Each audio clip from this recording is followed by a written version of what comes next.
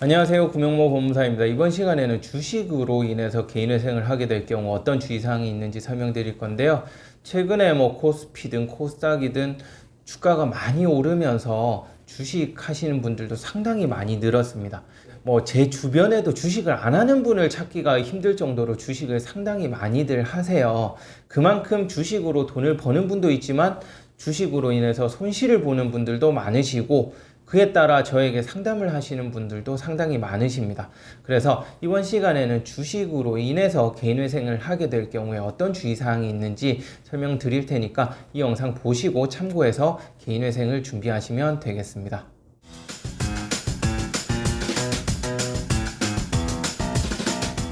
우선 개인회생을 앞두고 내가 주식을 여전히 보유하고 있는 경우에요.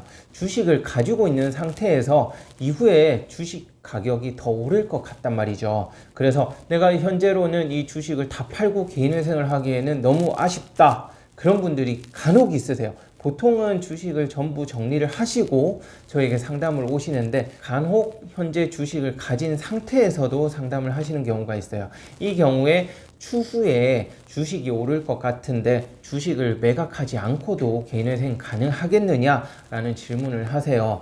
법적으로는 개인회생은 가능하겠지만 법원 입장에서는 이를 받아줄 수가 없겠죠. 왜냐하면 이 사람이 주식 때문에 개인회생을 하고 있는데, 개인회생을 하는 상황에서도 여전히 주식을 하고 있다? 그러면 법원 입장에서는 이를 받아들일 수가 없을 것입니다. 그렇기 때문에 주식을 여전히 보유한 상태에서 개인회생을 접수한다? 가능해요. 제가 그렇게 해서 접수를 한 적이 있기는 하거든요. 그렇지만 법원에서는 주식 전액 매각하라고 나옵니다. 바로 보정이 나와요. 주식 전액 매각하고 그 매각 자금 얼마에 매각했는지, 그리고 증권 계좌 내역을 전부 제출하라고 나오기 때문에 결론적으로는 주식을 보유한 상태에서 개인회생을 한다는 것은 불가능하다고 보시면 될 것 같아요.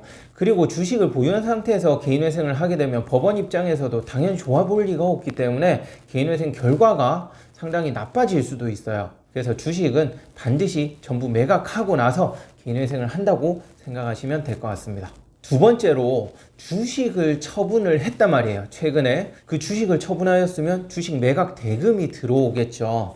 그 돈을 나의 가족이나 부모님에게 줘도 되느냐라고 질문하시는 경우가 있어요.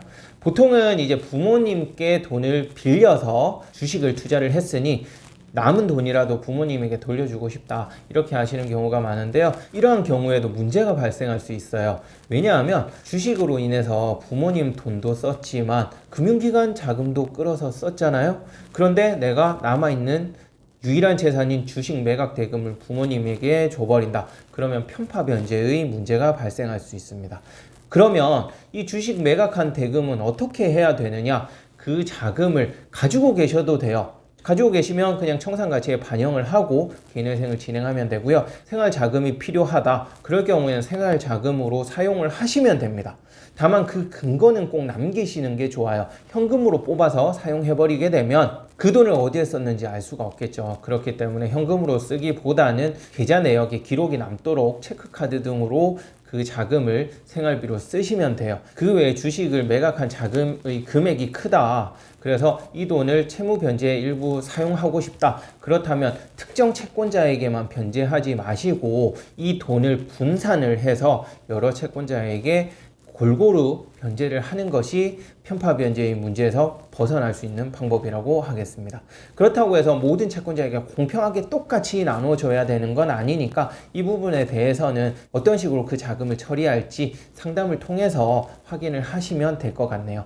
그리고 세 번째 주의사항이라고 할 수 있는 건, 개인회생 이후에도 주식을 해도 되느냐 라는 질문을 간혹 하세요. 주식을 전부 매각한 이후에 개인회생을 하고 나서 주식을 언제부터 다시 할 수 있는지 물어보시더라고요. 개인회생을 한다 그래서 주식을 할 수 없는 것은 아닙니다. 증권계좌 개설도 할 수 있고 주식을 할 수는 있어요. 그렇지만 가급적이면 내가 꼭 주식을 하고 싶다 하더라도 인가결정을 받고 나서 주식을 하여야 되겠습니다. 인가결정 이후라 하더라도 큰 고액을 주식에 투자할 경우에는 개인회생 인가결정을 받은 이후에도 문제가 될 수 있거든요. 그렇기 때문에 만약에 내가 개인회생 인가결정 이후에라도 주식을 꼭 해보고 싶다라고 한다면 본인의 소득 금액 내에서 그 여유 자금을 가지고 주식을 하는 것은 크게 문제가 되지 않습니다. 개인회생 결론이 나지 않은 상태에서 투자를 한다. 그럴 경우에는 개인회생 기각이 날 수 있거든요. 가급적이면 인가결정을 받기 전에는 주식은 절대 하지 않아야 된다고 보면 되겠습니다. 네, 이번 시간에는 주식으로 인해 개인회생할 경우 주의사항 어떤 것이 있는지 설명드렸는데요. 이 이외에도 제가 설명드리지 못한 부분이 있을 수 있으니까 개인회생 신청하기에 앞서서 꼭 미리 상담을 통해서 주의사항을 확인하시기를 바라겠습니다. 네, 끝까지 시청해주셔서 감사하고요. 구독, 신청, 좋아요 부탁드리겠습니다. 감사합니다.